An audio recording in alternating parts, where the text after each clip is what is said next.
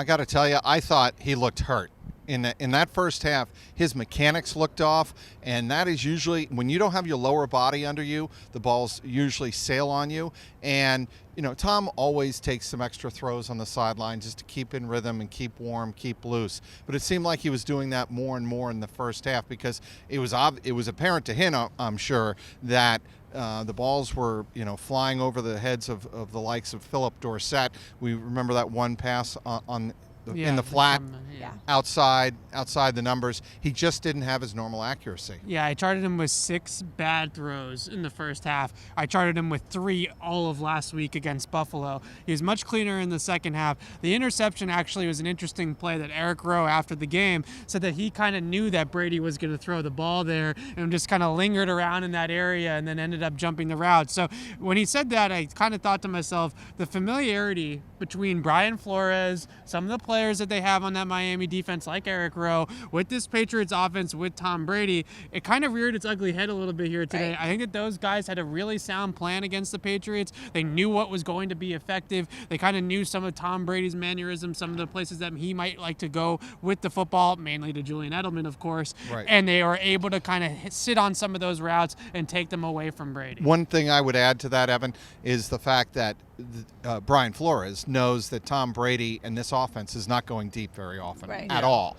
So what do you defend? You defend usually over the middle if you can, and you defend outside the numbers. Right. Well, that pick 6 was borderline outside the numbers, and Eric Rowe, who has obviously played against Tom Brady in practice, knew what was coming, like you said. Yeah, he knew that he was going to come back to his check down read, essentially. And there in the flat, he had, I think, Michelle kind of on a little bit of a high-low with Michelle, and then Edelman right behind Michelle. And Eric Rowe just knew that that's where he was going to come back once there was nobody open initially on the play, that he would come back to that read, and that's what happened. Well, the Patriots still end the regular season 12-4. Obviously, the 3 seed, not the ideal scenario, but there's still a locker room full of players who have been here before. Trags, I know you talked to Matthew Slater after the game in the locker room, who was still very hopeful that this team can get things done. Be blessed that you still have a chance to play in the NFL playoffs.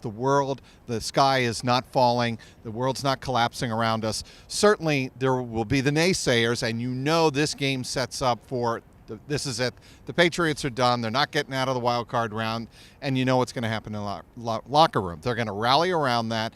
And I asked Matthew Slater, how good is this coaching staff at telling everybody to calm down? And he said, that's one of the strengths that we have. And then he corrected me, and he said, it's not just the coaching staff. It's the leaders who tell everybody else, here's what we need to do. Here's how we need to go about preparing. And I believe that, this team certainly will be prepared in Wild Card Weekend and show it much better than they did here on Sunday. Yeah, a lot of guys on the defensive side of the ball. Stephon Gilmore, I think, chief among them. Obviously not his best game by any means out here today. And he's a perfectionist, like a lot of those guys. This is going to drive him. I really believe it will. And I don't know if it's going to drive them all the way to a Super Bowl, but I know for a fact that Gilmore is going to play better next week than he did this week, because that's just the type of guy that he is. So he's going to rise to the occasion. I think a lot of these defensive players will hopefully rise to the occasion, because this team is only going to go as far as the defense takes them. This is not a team that's built on Tom Brady's back right now. It's built on the other side of the ball. So it's all well and good to say the right things, which they've been saying all year long, but now they're going to have that defense really step up to another level and perform better, certainly, than it did here today.